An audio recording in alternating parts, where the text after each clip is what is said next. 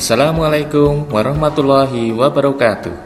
Halo, apa kabar anak-anak? Semoga kalian dalam keadaan sehat walafiat.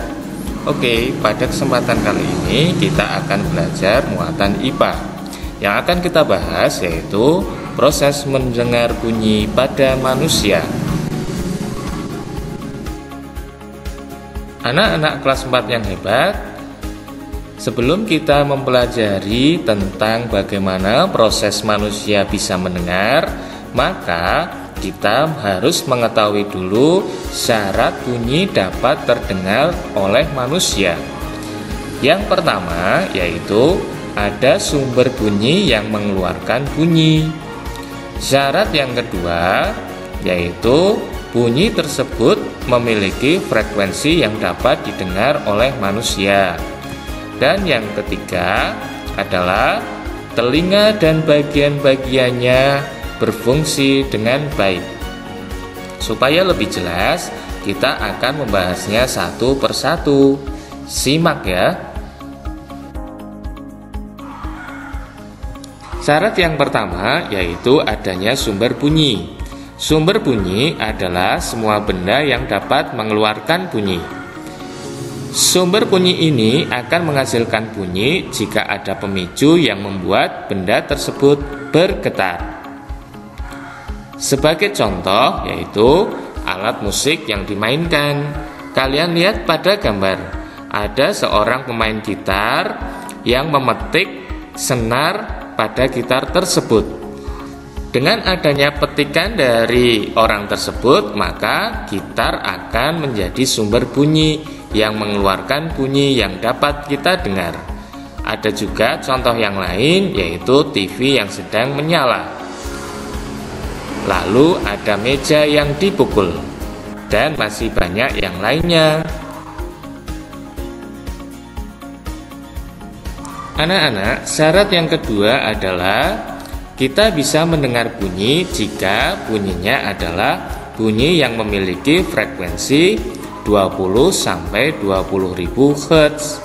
Nah, supaya tidak bingung, Pak Guru akan paparkan yaitu jenis-jenis bunyi. Yang pertama yaitu bunyi infrasonik. Bunyi infrasonik ini adalah bunyi yang memiliki frekuensi kurang dari 20 Hz. Untuk bunyi infrasonik ini hanya beberapa jenis hewan yang bisa mendengarnya.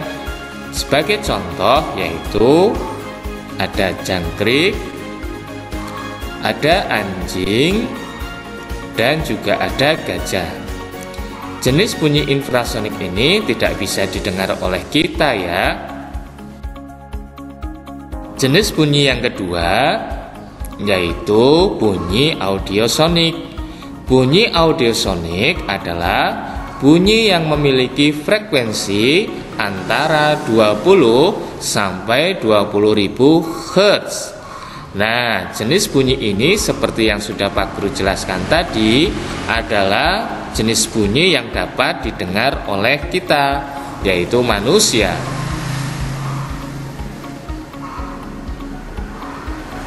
Dan yang ketiga adalah jenis bunyi yaitu bunyi ultrasonik.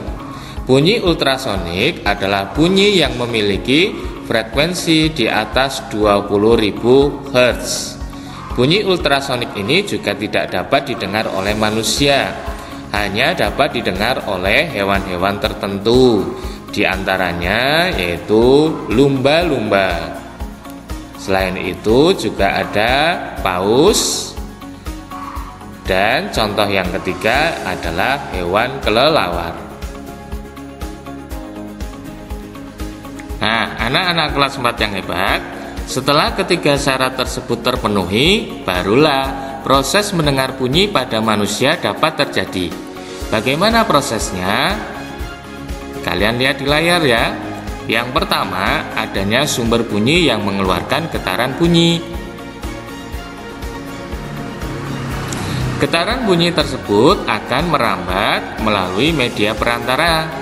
Di antaranya bisa melalui media benda gas, benda padat, dan juga benda cair. Di sini Pak Guru contohkan merambatnya adalah melalui media gas yaitu udara. Lalu getaran itu akan ditangkap oleh daun telinga kita dan akan masuk melalui lubang telinga ke saluran telinga atau liang telinga, sampai akhirnya getaran tersebut menggetarkan gendang telinga. Getaran gendang telinga juga akan menggetarkan tulang-tulang pendengaran. Di antaranya ada tulang martil, landasan, dan sanggurdi. Pada tulang-tulang pendengaran, getaran tersebut akan diperkuat. Setelah diperkuat, getaran tersebut akan dikirimkan ke telinga bagian dalam. Di antaranya ada koklea.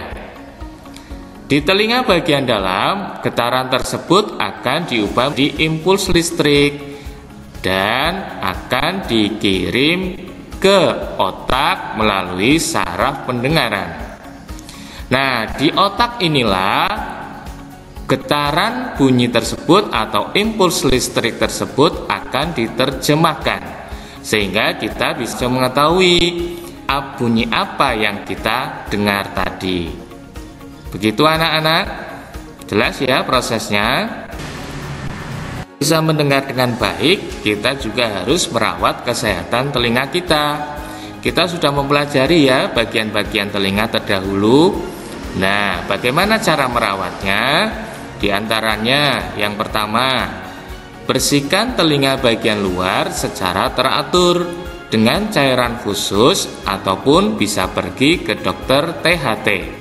Yang kedua, jangan mengorek-ngorek telinga, apalagi dengan benda yang tajam yang dapat mengakibatkan robeknya selaput gendang telinga. Yang ketiga, jangan menggunakan headset berlebihan ya, atau alat bantu untuk mendengarkan suara baik dari alat musik ataupun yang lain, karena jika berlebihan akan menyebabkan penurunan kinerja telinga kita. Dan yang terakhir, jika kalian akan mendengar bunyi keras, segera tutup kedua lubang telinga untuk mencegah kerusakan bagian-bagian telinga. Di penghujung pertemuan, Pak Guru mengucapkan selamat belajar di rumah, jaga selalu kesehatan.